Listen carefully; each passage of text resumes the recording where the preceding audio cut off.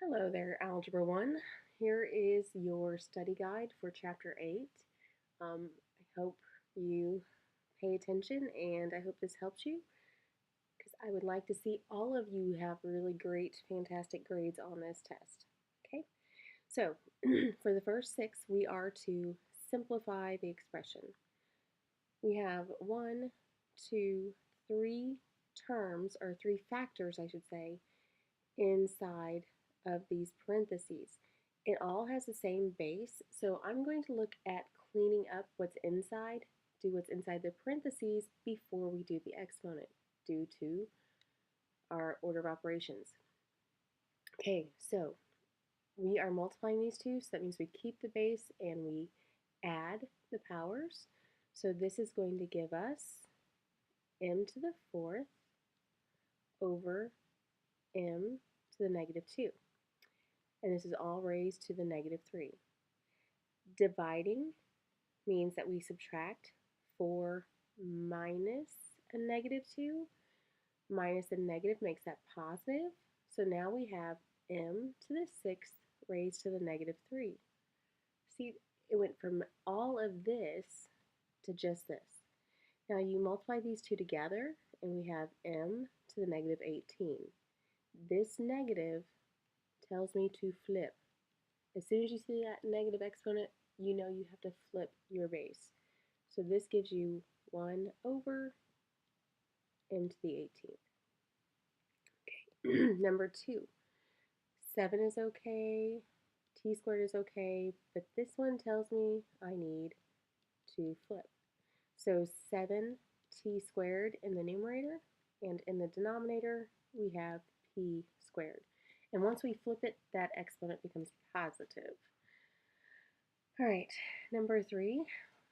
This one is a simple division. K to the 12th divided by k to the 8th. We have the same base, and we subtract the powers, 12 minus 8. So this this becomes k to the 4th.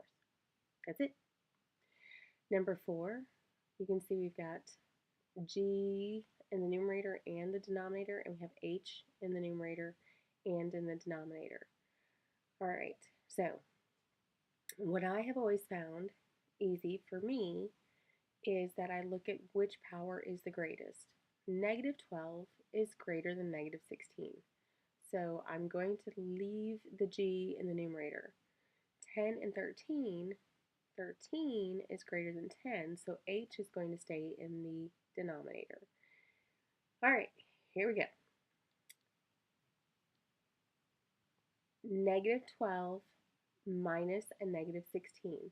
So you've got negative 12 minus a negative 16, which means we add 16. So this becomes g to the 4th.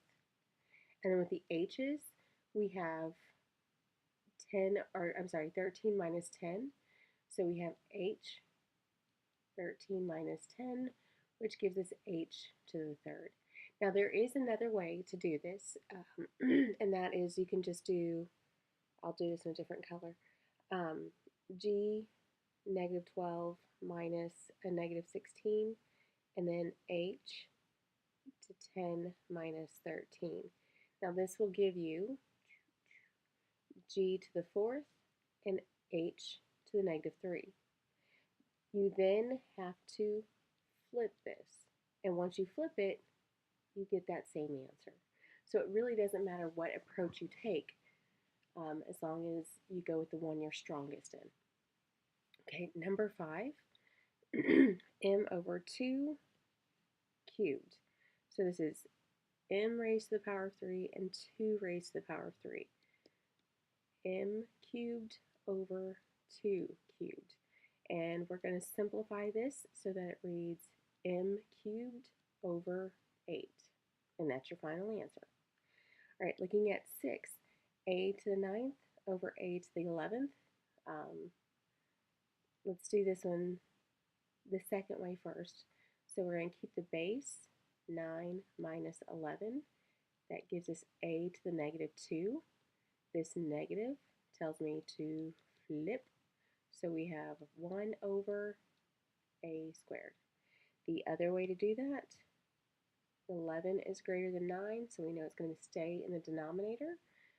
So 11 minus 9 is going to be 2, so we have 1 over a squared. Either way, that one seems easier that time, huh? All right, write the number in scientific notation. This is something you have to be able to do for your EOC. Okay, these questions are going to be there. They expect you to know how to do this. Your decimal always comes just to the right of your first non-zero number. This is our first non-zero number. So that means the decimal has to go here, right? So we're moving it from the end, 1, 2, 3, 4, 5, 6 places.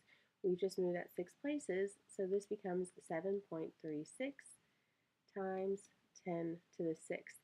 It's positive because this is a number greater than 1, right?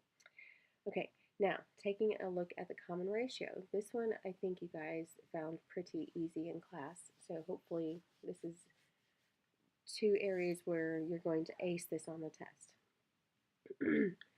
What am I doing to negative 7 to get 35? Multiplying by negative 5. 35 to negative 175, multiplying by negative 5. Negative 175 to 875, multiplying by negative 5. So your common ratio for number 8 is multiplying by negative 5. Number 9, we are going from 124 to 62. So we are dividing by 2. 62 to 31, dividing by 2. 31 to 15.5, dividing by 2. And remember, the other way to express dividing by a division operation is to take the opposite of this. So we're going to change this to multiplication and then flip this. From the leave it, change it, flip it. So we're multiplying it by a half. 124 times a half, same thing as dividing by 2. So the common ratio for number 9 is multiplying by 1/2. Oops. All right, the final one that we have on this particular page reads, find the next 3 terms of the sequence, -8, 16, -32, and 64. So what am I doing to -8 to get 16? Timesing it, right?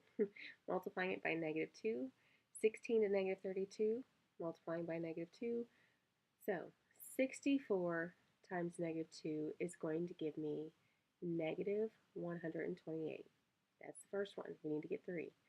So yeah, there we go. -128 times -2 is positive 256. And then 256 times -2 is going to give us -512. And that's it. All right, I'm going to go ahead and pause this one, or stop this one and make this part 1, and I'll finish the others in following videos. Okay.